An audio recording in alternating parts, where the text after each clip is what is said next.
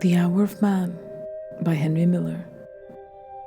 Walking the highway with Walker Winslow, after we had finished our work for the day, we often found ourselves returning to the same subject, the miraculous simplicity and effectiveness of mutual aid.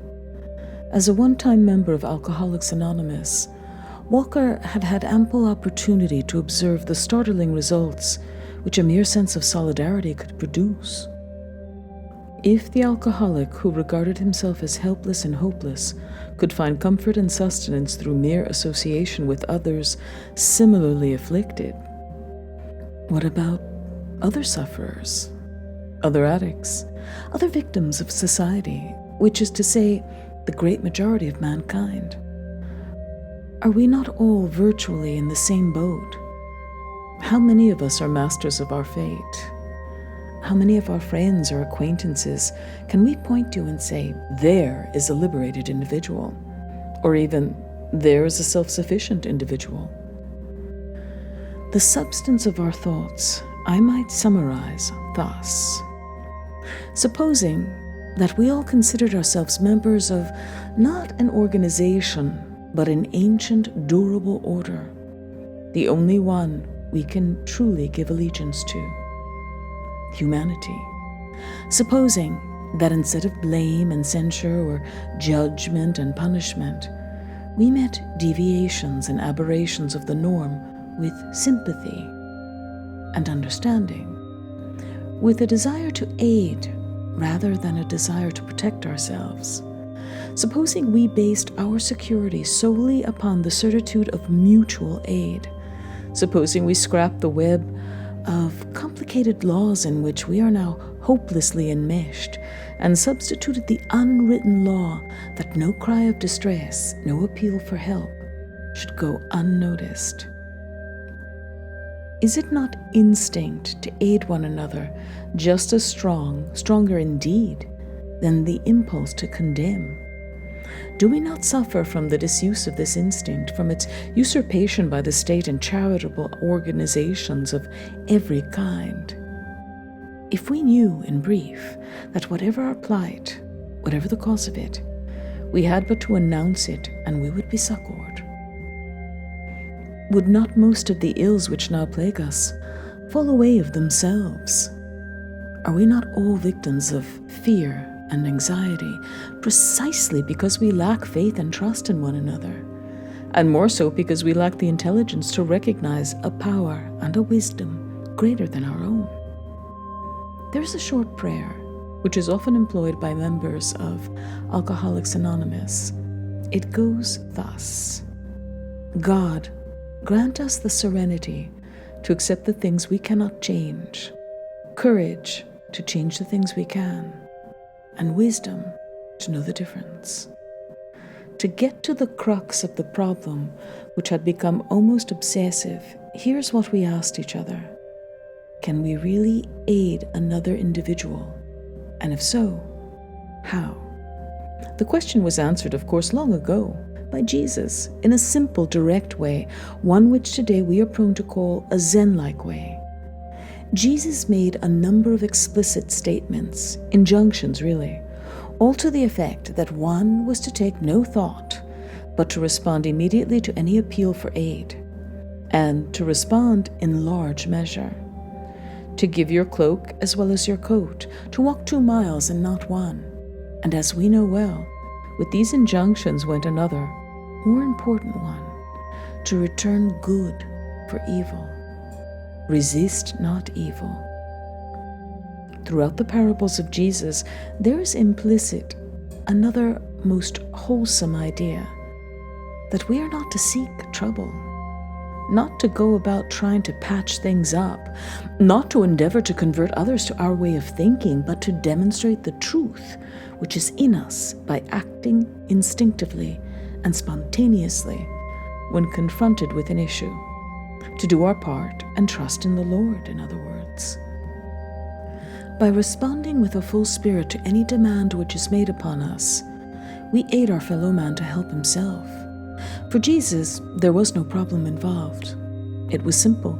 By giving the full measure of oneself, more, in other words, than was demanded, You restored to the one in need his human dignity. You gave from the cup that was overflowing. The need of the other instantly vanished because it was met by the inexhaustible reservoir of spirit. And spirit answers to spirit. The answer then is to be ever in readiness, to do the immediate and to give without stint, not to examine the other's motives or one's own, not to debate, not to procrastinate, not to wonder about the result of one's action, and certainly not to look for approval, approbation, or reward. If it works for the individual, it will work for society as a whole. One is not responsible to society, but to God. To work a radical transformation, all that was required as we saw it was to put into practice the simple injunction, do unto others as you would have others do unto you. No beliefs, no worship, no 10 Commandments, no ceremonials, no churches, no organization of any kind. No waiting for better government, better laws, better working conditions, better this, better that. Begin this moment, wherever you find yourself, and take no thought of the morrow. Look not to Russia, China, India, not to Washington, not to the adjoining counties, city, or state, but to your immediate surroundings.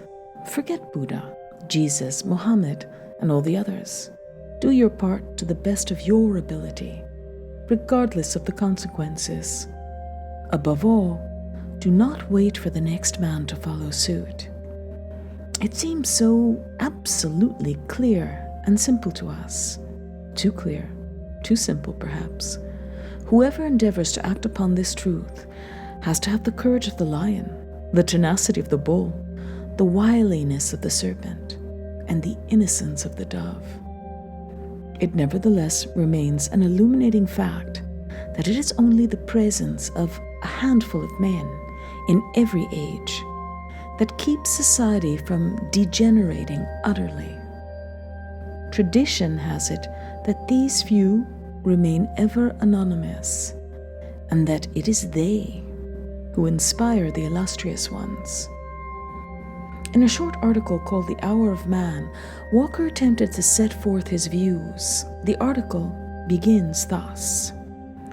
Recently, in a great mental hospital, I sat with a team of scientists who were selecting patients for lobotomy, a drastic surgical procedure that sometimes desensitizes the afflicted to his affliction by damaging the brain tissue.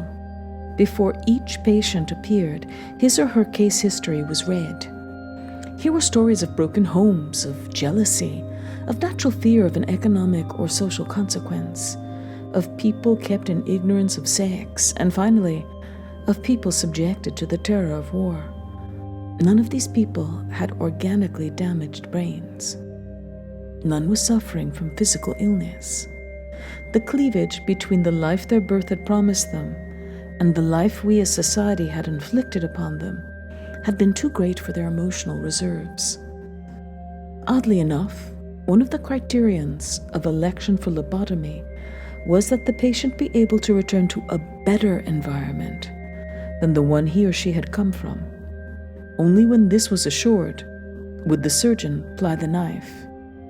That night, I saw one man plead with tears in his eyes for an operation that would leave him forever somewhat dulled. He wanted his sensitivity diminished until he could stand the world in which he had to live. Better environment indeed. After citing some phenomenal statistics relative to the yearly consumption of alcohol and drugs of every description in this land of opportunity, he states, I have wandered in and out of mental hospitals of the land, studied the mental hygiene movements, and looked to many organizations for a solution to my own problems and the prevention of an occurrence of those problems in others. In 1 year, I interviewed 1,400 alcoholics. I found many noble and dedicated men and women and a legion of sufferers, but among them, I have found no ready answer. He then goes on to say, I want to see the radio or television turned off for an hour a week, the paper or magazine laid aside, the car locked, safely in the garage, the bridge table folded, the liquor bottle corked, and the sedatives kept tightly in their packages. I want to see production and consumption forgotten for this hour. Politics must be forgotten, national or international. The hour that I propose could be called the hour of man. During this hour, man could ask himself and his neighbor just what purpose they are serving on earth, what life is, what a man or woman can rightly ask of life, as well as what they must give in return. If that man is working and struggling for what he really wants, is it worth the price he pays in personal suffering? Neighbors should learn to listen intently to neighbors. In only that way will the eye turn inward. In other people's souls, they could see the undistorted image of their own souls. As they helped others, they would help themselves. I must confess that this idea of getting a whole nation to come to a full stop, if only for an hour once a week, in order to think and meditate, has great appeal for me. I believe the results would be fantastic, and it could be done, though it sounds chimerical now. The Muslim world unites in prayer daily when the muezzin calls from his minaret. But when has any community knocked off in order to devote a few minutes to the problems which beset the community? Thinking and meditating in unison about a given problem. What possibilities it offers. I venture to say that, given such a procedure, we would receive from the mouths of our children the most sagacious, practicable, and fecund observations and suggestions.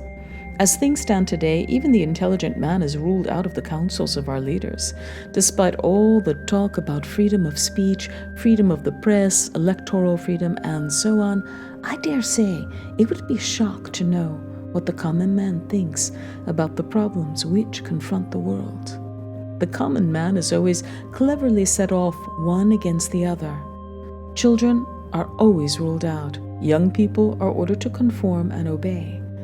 And the views of the wise, the saintly, the true servers of mankind are forever scorned as impractical. No, it would be a grand thing for any community, large or small, to set aside even 5 minutes of the day for serious contemplation. If nothing more were to result in the recognition of such a feeling as community, it would be a great step forward. If it be true that we have not yet accepted the fact that we are members of one world, or even of one nation, how much more true is it that we are not even members of the little communities to which we belong? We become more and more atomized, more and more separate and isolate. We hand our problems over to our respective governments, absolving ourselves of duty, conscience, and initiative. We do not believe in personal example, though we profess to worship that great exemplar, Jesus the Christ. We hide from the face of reality. It is too terrible, we think.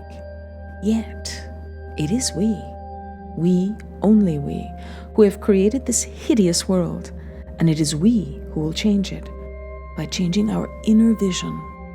The only truly lamentable thing about la condition humaine is that 9/10 of the problems which overwhelm us could be solved overnight. They are by no means insuperable problems. All the energies now harnessed to inconsequential, idiotic, degrading, and destructive ends could be converted to useful and ennobling ends by a mere shift of position or attitude. Only a very few souls at any time in man's history have been privileged to battle with the great problems, the problems worthy of man. Whenever my mind runs in this channel, I think of the English novelist Claude Houghton, the only writer I know of to do it, who invariably frees his protagonist early in the book of the usual mundane problems which ordinary people spend their lives vainly wrestling with. No wonder he is styled a metaphysical novelist, and yet It is only by freeing a character from the usual everyday problems that the author may hope to present him as unique and worthy of attention. Arm a man with his God-given powers. Set him face to face with reality. Then let us see what shape and substance human problems may really assume. Sometimes it seems to me that the only heroes are the saintly ones, doing good, battling for the right, giving to the needy, succoring the weak, preaching, converting, educating the young. What does all this amount to, except to remind us that we are only partly developed, partly realized, partly living? The blind lead the blind, the sick minister unto the sick, the strong rule the weak. The purpose of life. Aye, what is it if not to enjoy life? How can one begin to enjoy life if he is half dead? Let me quote a paragraph from Eric Gutkin's little-known book. The pious attitude, asceticism, spirituality, contrition, these turn the white heat of God into a comfortable household fire. Religion makes God harmless. Our earthly existence unrolls itself before the countenance of Him, whom no man may look upon and live. And this ineffable paradox is whittled down to the dimensions of a vision which will conveniently fit to our everyday requirements. Our glorious, inescapable feeling for this world was thus made ready to open 100 ways of escape, but, turning our gaze inwards, we mistook spirituality for reality. The joy of meeting with God withered before hateful theology. Religion has betrayed us. It has tricked us out of that miracle of miracles which enables us, when our last hope of escape has died, to rise and attain to absolute reality, to eternal meaning, where not consumed but tempered in the white heat of God, we can proclaim that all the ways of the earth are ways to heaven, and that the other world, however distant and remote, is nothing but this created world made manifest. Under the constraint of religion, life has never been complete and untroubled. Neither world nor man has, as yet, truly been. There speaks a man of God. And now, let us make an imaginary jump for a moment.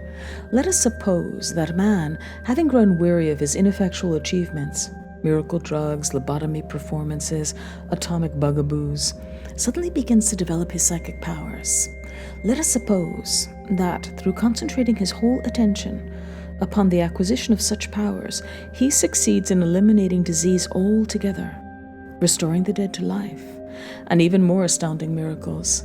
Let us grant him that dominion over nature and over the creature world which he has ever craved.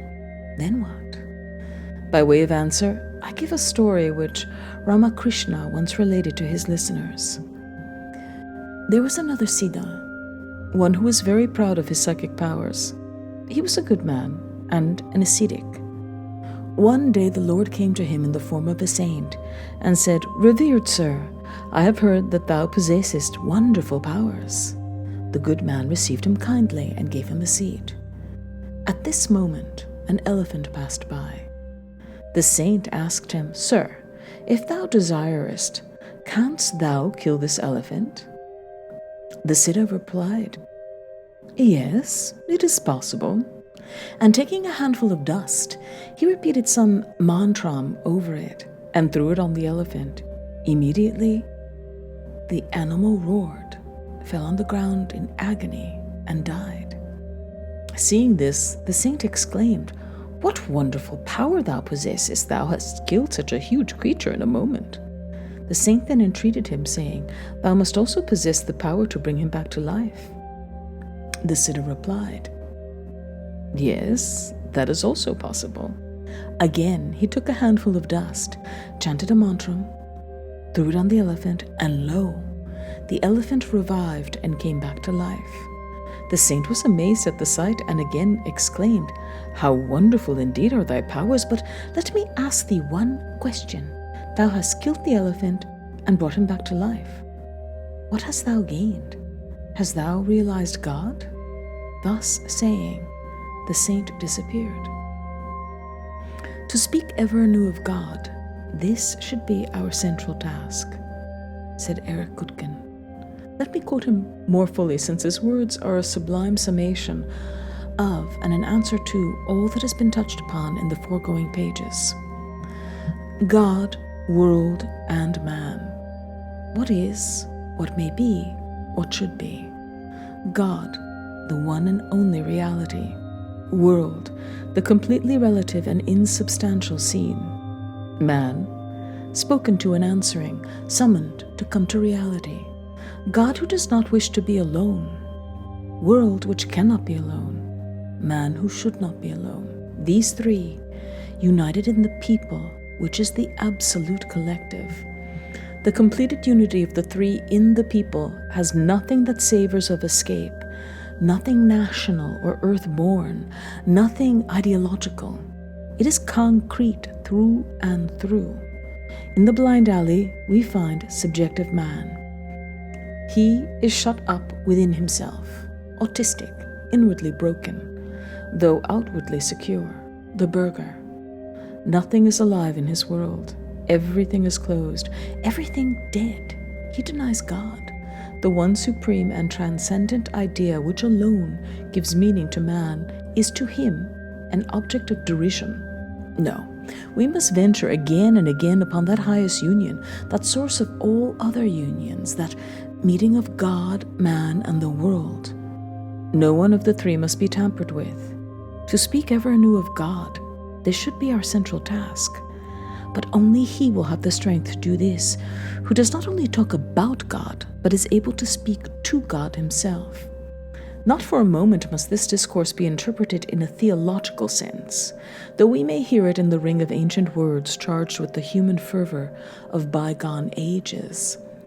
And he is best fitted to speak with God who knows how to speak with man, and who can proclaim the fullness of the glory of the world, the absolute unity of all beings which is reached in the gathering together of men who have become completed in their humanity, free from fear, nature, and ideology.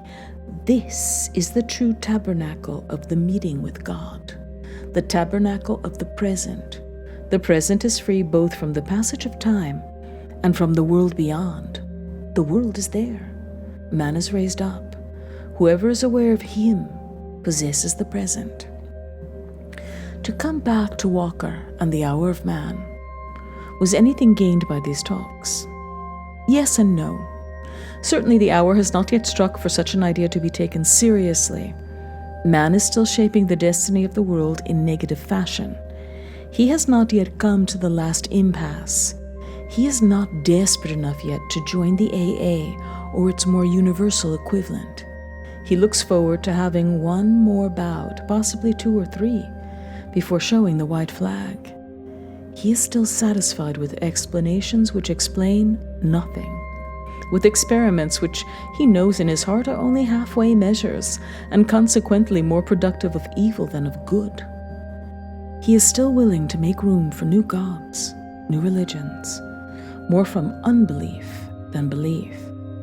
He adamantly refuses to acknowledge that within the immediate focus of vision is the source of revelation.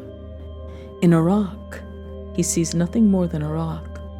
In a flower, nothing more than a flower. And in man, nothing more than man. Yet, the truth is that in the most insignificant object of creation, the secret of all creation lies hidden. Though it seems at times as if nothing could rout him out of the inertia in which he is entrenched, it is quite possible that he may one day be shocked into a greater state of awareness. Precept and example seem to have little effect. Basically, the civilized man is little different from primitive man. He has not accepted the world, neither has he shown any desire to partake of the reality which invests it. He is still bound to myth and taboo, still the slave of the victim of history, still the enemy of his own brother. The simple, obvious truth that to accept the world is to transform it seems utterly beyond his powers of comprehension. If the gate will not give way, it must be forced. Nothing can dam the rising tide, and all the evidence points to the fact that the tide is rising. Let man make himself as secure as he imagines. The gate will give way.